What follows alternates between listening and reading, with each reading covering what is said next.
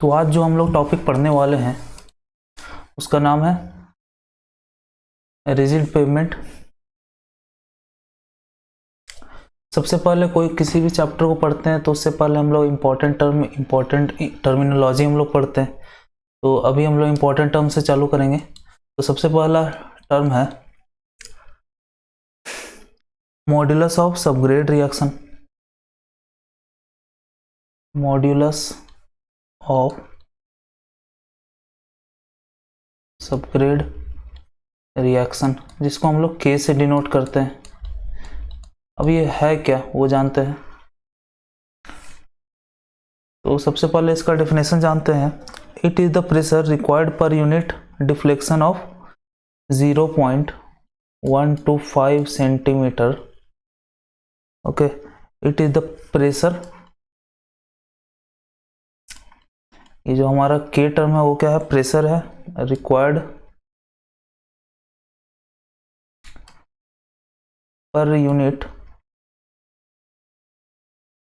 Deflection of 0.125 centimetre.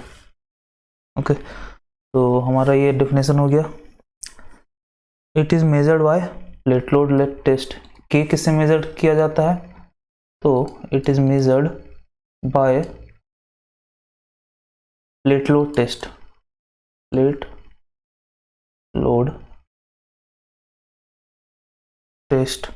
Okay, तो K is equal to pressure by deflection.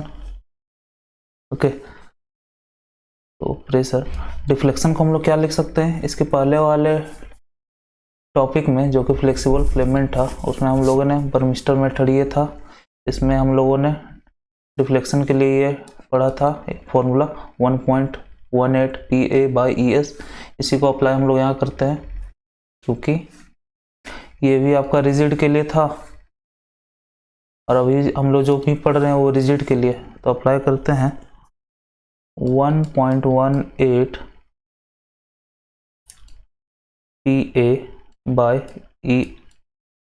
PA/ES modulus of elasticity of subgrade. तो हमारा PP है जो cancel out हो जाता है, उसके बाद हो जाएगा E/1.18 A। ओके, तो इसको अब हम लोग लिख सकते हैं के इंटू ए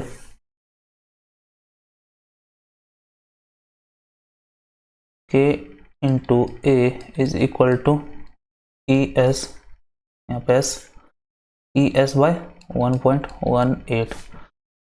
तो यहाँ पे आप लोग देख सकते हो ये ES हमारा कांस्टेंट ही रहेगा, सबग्रेड हमेशा E/1.18 ये भी कांस्टेंट है। तो ये पूरा टर्म हमारा कांस्टेंट है, तो इसको हम लोग लिख सकते हैं K into A is equal to constant.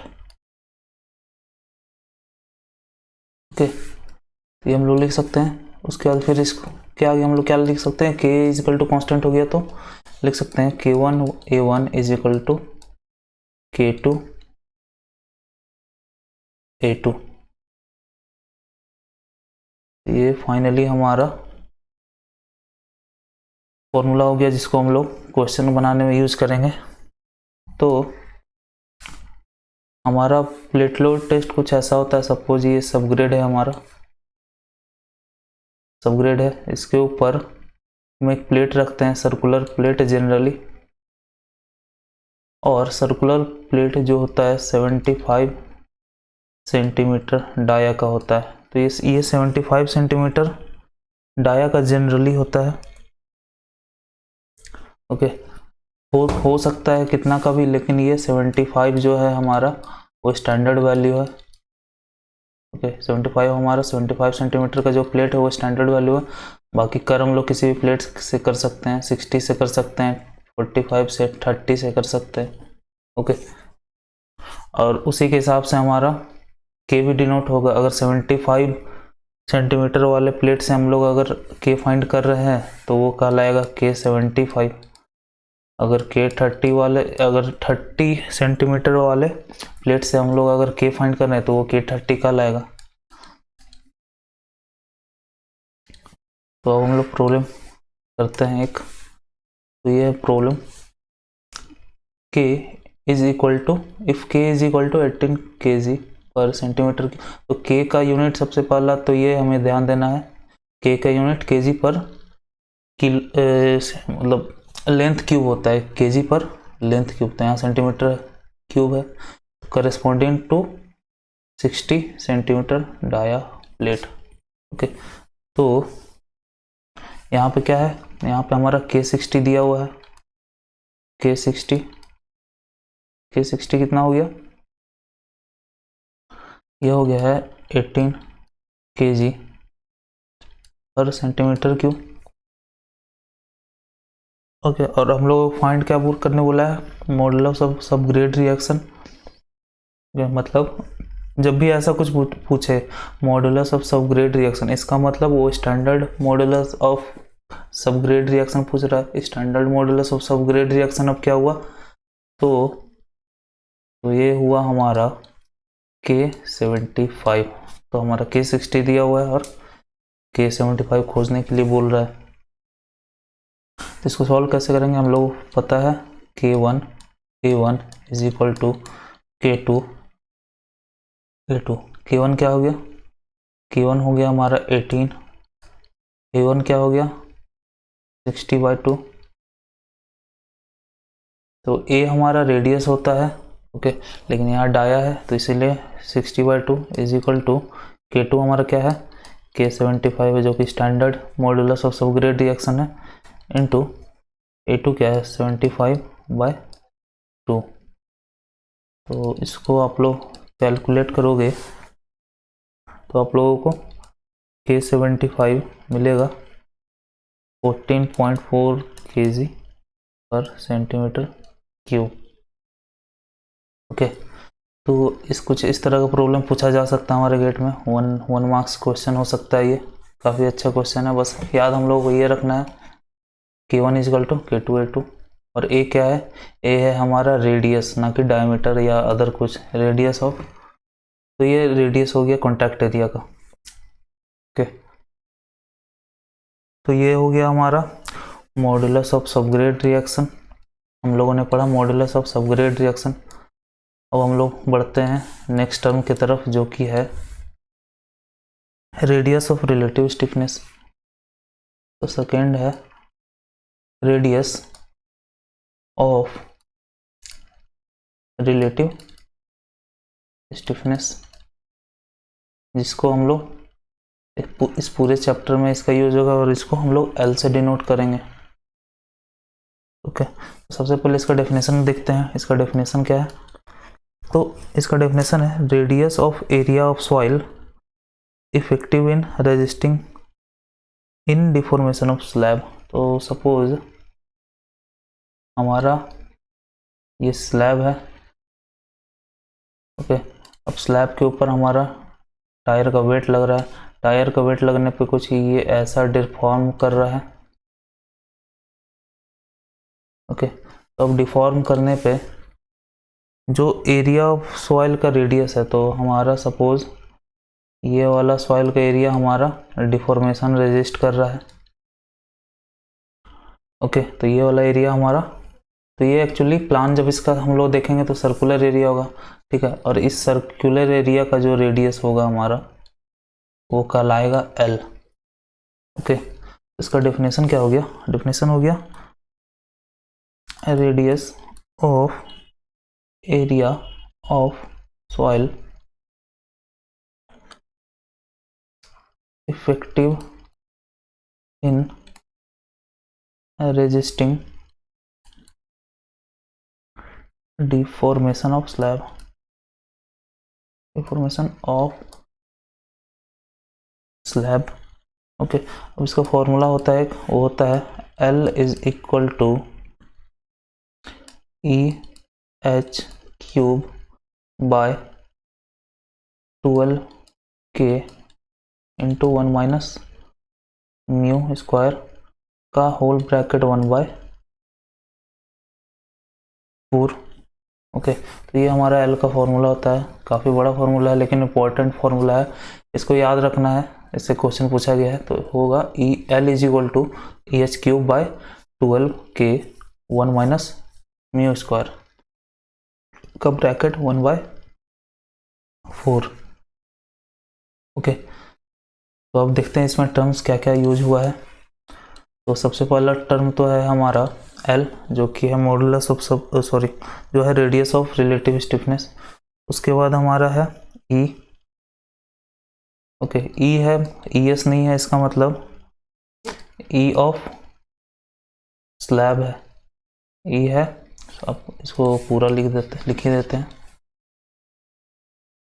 Modulus of elasticity of slab. अब एच क्या है, एच है हमारा ये स्लैब का थिकनेस, तो ये हमारा एच हो गया। और इस पूरे चैप्टर में हमारा एच इसका थिकनेस ही होगा स्लैब का इस पूरे चैप्टर में, तो एच हो गया thickness of slab, thickness of slab. उसके बाद के हो गया मॉड्यूलस ऑफ सबग्रेड रिएक्शन, के हो गया मॉड्यूलस ऑफ सब ग्रेड रिएक्शन। इसके पहले जो टर्म था जो हमने पढ़ा के, तो वही के है modulus of subgrade reaction. Next term है म्यू, तो ई हो गया हमारा, एच हो गया, के हो गया, और म्यू क्या होगा, म्यू होता है पॉइजन रेशियो।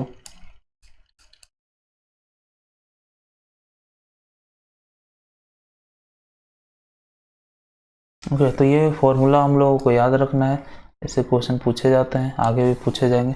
तो फॉर्मूला है L is equal to E H cube by 12 k 1 minus mu square 1/4। Okay, तो हम लोग आगे बढ़ते हैं थर्ड टर्म की तरफ। थर्ड टर्म है हमारा इक्विवेलेंट रेडियस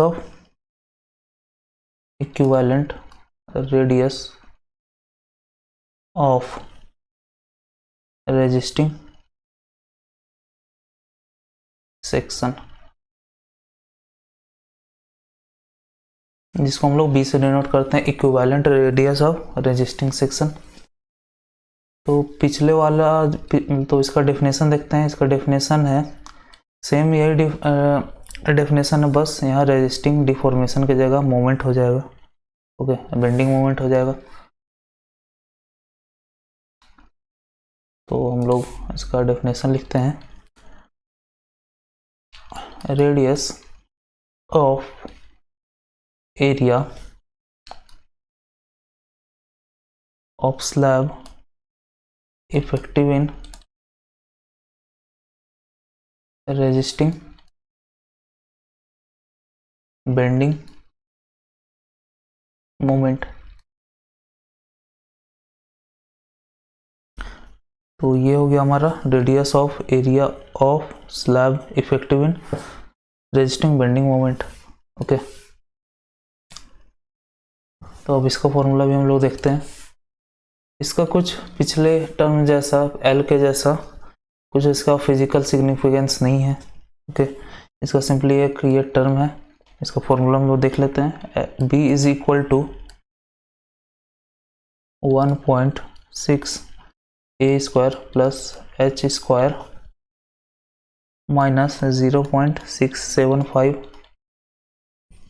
एच। ओके, उसके बाद है इज इक्वल टू ए। तो इसका दो फॉर्मूला है, तो दोनों अलग अलग कंडीशन में होगा।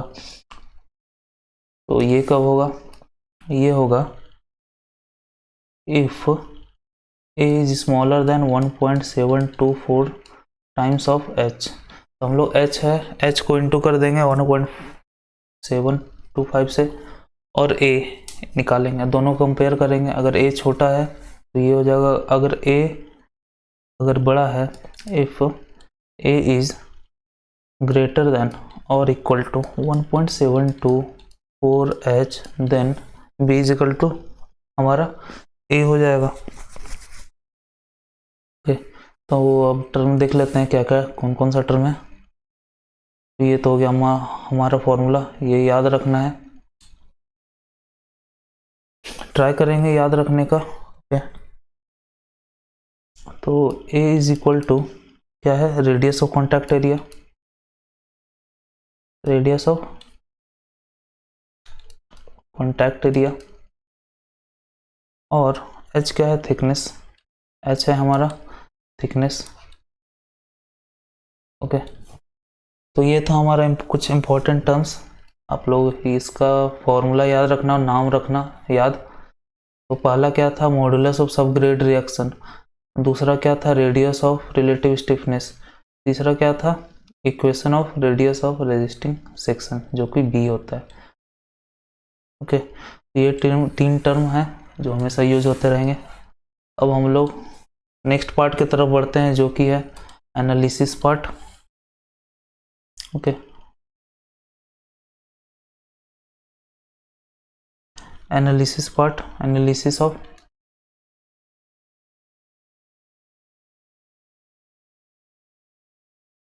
स्ट्रेसेस। ओके, तो हम लोग देखते हैं किस किस तरह का हमारा स्ट्रेस होता है इंट्रोड्यूस हमारे स्लैब पे, हमारे रिजिड पेवमेंट पे किस किस तरह का स्ट्रेस आता है, इंड्यूस होता है।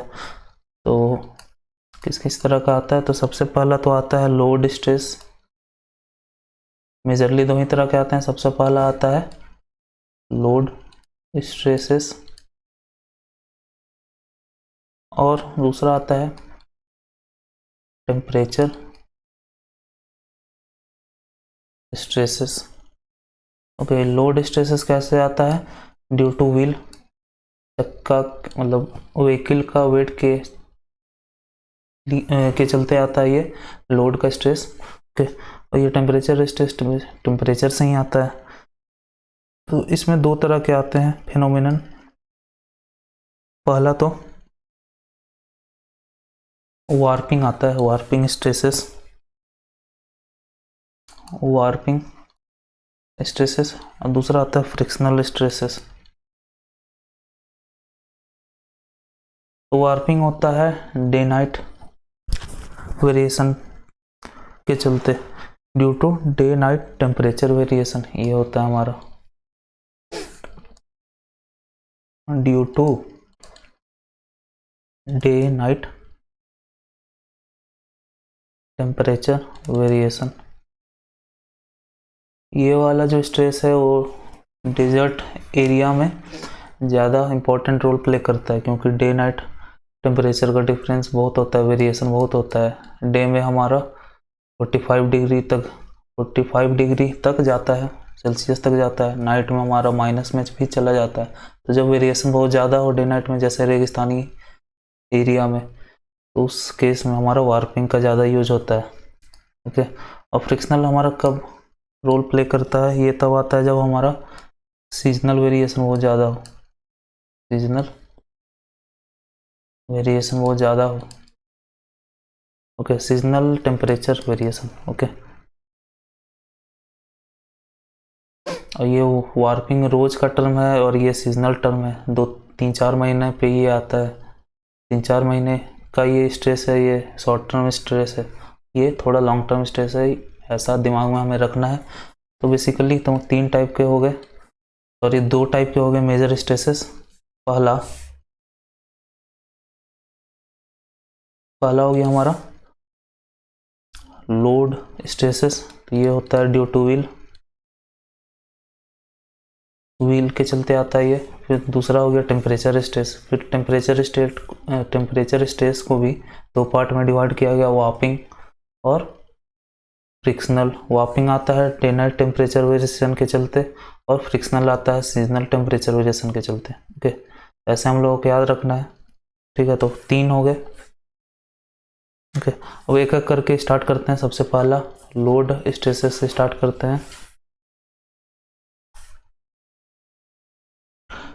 कोई बहुत बड़े बड़े प्रॉब्लम्स नहीं बनते हैं, बहुत छोटे छोटे प्रॉब्लम बनते हैं, लेकिन आप लोगों को रिलेशन याद रखना होगा। फॉर्मूले इसके बहुत बड़े बड़े होते हैं, डरा देते हैं, लेकिन क्वेश्चन नहीं आएंगे गेट में इससे।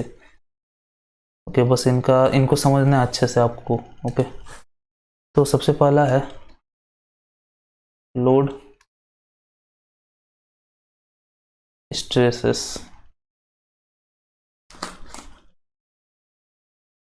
ओके, तो अभी हम लोग जितना भी लोड डिस्कस कर रहे हैं सब लॉन्गिट्यूडनल डायरेक्शन में होंगे। लॉन्गिट्यूडनल डायरेक्शन अगर बोला जाए तो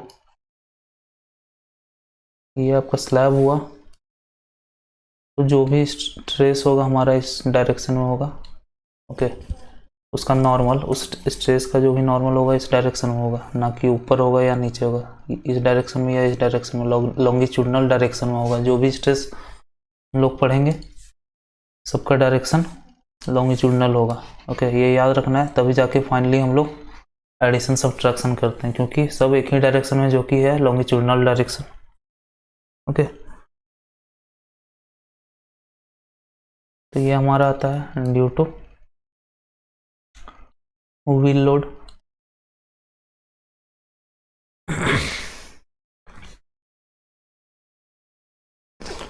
तो अब इसके फॉर्मूले बनते हैं कुछ कुछ, वो हम लोग देखते हैं। तो सबसे फॉर्मूला बनता है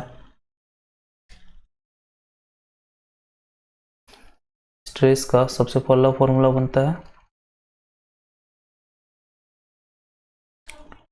0.316 P by H square 4 log 10 L by B plus 1.069। Okay, ये तीन फॉर्मूला है, तीन फॉर्मूला लिख लेते हैं, उसके बाद समझते हैं किस किस में यूज होता है। ये हो जाएगा 0.572 P by H square 4 log 10 L by B plus 0. ये 0 है, 0.359।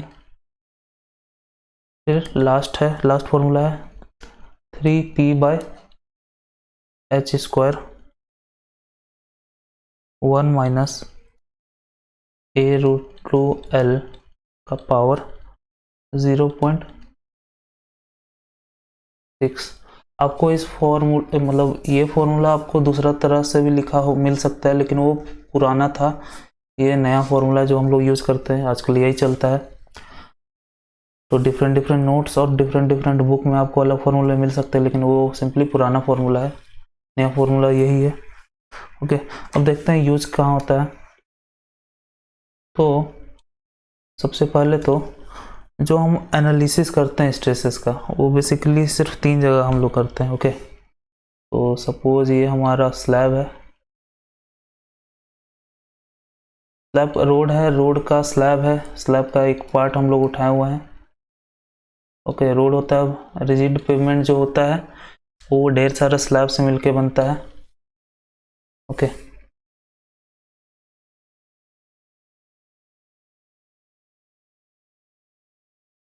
तो ये हमारा इंटीरियर पार्ट हो गया। ओके, ये हमारा स्लैब है। तो बेसिकली हम लोग 3 ही पार्ट पे हम लोग करते हैं। सबसे पहला पार्ट जो होता है वो इंटीरियर एरिया होता है, जो कि ये वाला एरिया होता है जनरली। ओके, इंटीरियर एरिया, इस वाले एरिया को बोलेंगे। उसके बाद हमारा होता है एज। हम इस वाले एरिया को बोलते हैं एज एरिया।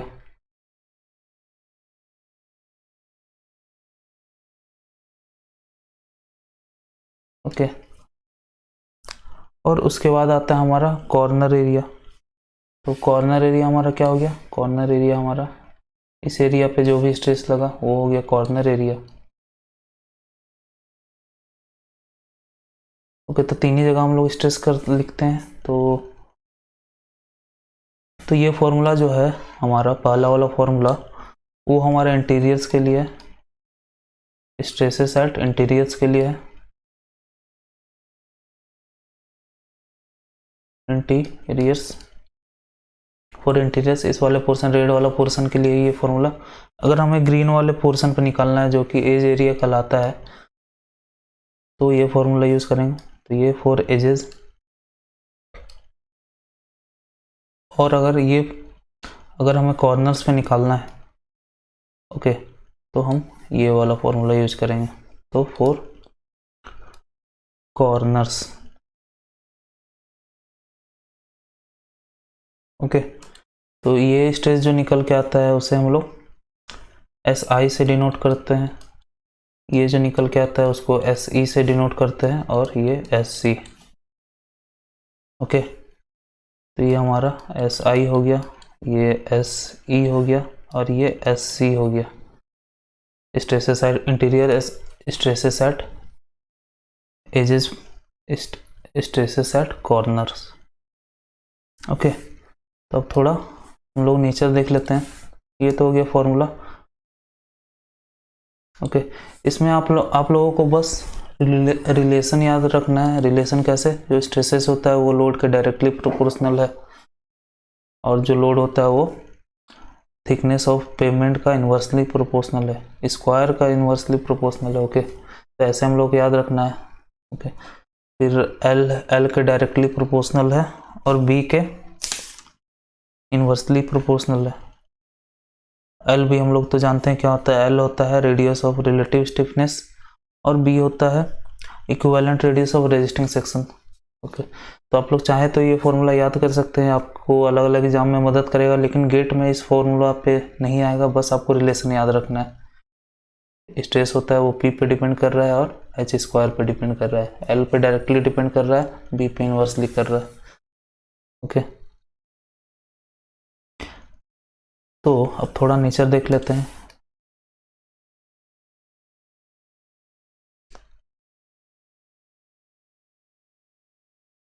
तो ये केस बनता है जब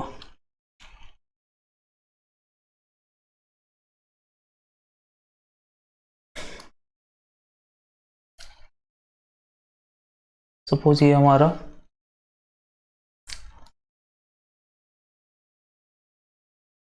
सपोज ये हमारा स्लैब है, इस पे अब टायर का लोड लगा एक, ओके। तो ये कुछ ऐसा डिफॉर्म करेगा,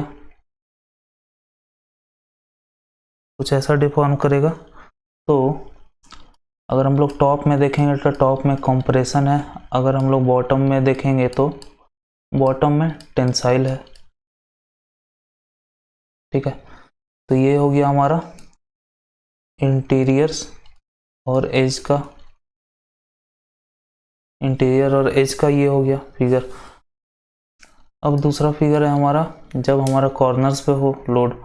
सपोज अगर कॉर्नर्स पे लोड है तो हमारा कैसे डिफॉर्म करेगा, हमारा कुछ ये ऐसे डिफॉर्म कर जाएगा, ये हमारा कुछ ऐसे डिफॉर्म कर जाएगा, ठीक है। तो ये डिफॉर्म कर गया। तो टॉप में अगर हम लोग देखें तो ये टॉप में टेंसाइल है, और बॉटम में कंप्रेसिव है। तो ये हुआ फोर्स का नेचर, कैसा नेचर है फोर्स का, व्हील लोड कहाँ पे लगने पे कौन सा नेचर का फोर्स आ रहा है, ये इंपॉर्टेंट ज़्यादा है, याद रखना, ओके। तो यहाँ बीच में फोर्स लगेगा तो ये सिंपली सपोर्टेड जैसा एक्ट कर रहा होगा। आरसीसी में सिंपली सपोर्टेड बीम जैसा ही एक्ट कर रहा है, लेकिन ये कैंटिलीवर जैसा एक्ट कर रहा है, ओके। तो कॉर्नर पे जब भी व्हील लोड पड़ रहा है तो वो कैंटिलीवर जैसा एक्ट कर रहा है, इसलिए टॉप हमारा टेंसाइल आ रहा है और बॉटम कॉम्प्रेसिव आ रहा है, ओके। तो एक नोट है वो लिख लेंगे, नोट है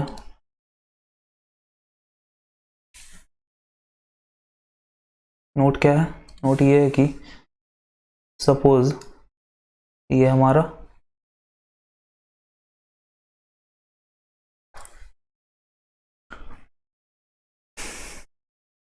यहाँ पे हमारा लोडिंग लग रहा है, व्हील लोडिंग, ठीक है। तो इसके कारण हमारा यहाँ कैंटिलीवर बन जाएगा, उसके कारण हमारा यहाँ पे एक क्रैक आ जाएगा। तो वो क्रैक कितने डिस्टेंस पे आएगा कॉर्नर से, वो हमको पता लगाना है। तो उसके लिए ये डिस्टेंस x, तो उसके लिए हम लोग एक फॉर्मूला यूज़ करते हैं, x is equal to 2.58 root under a into L, okay.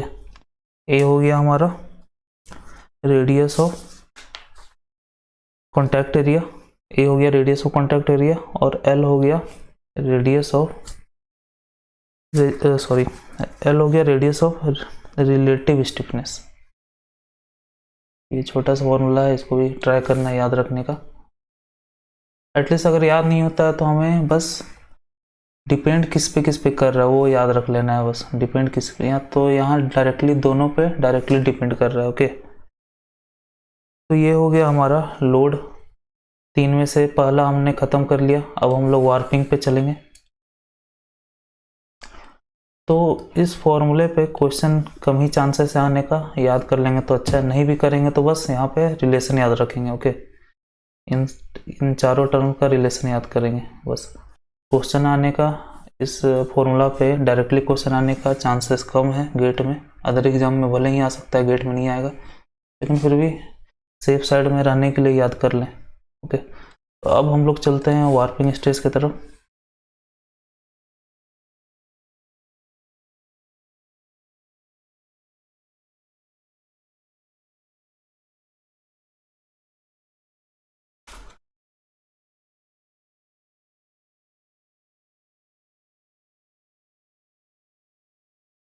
Warping stresses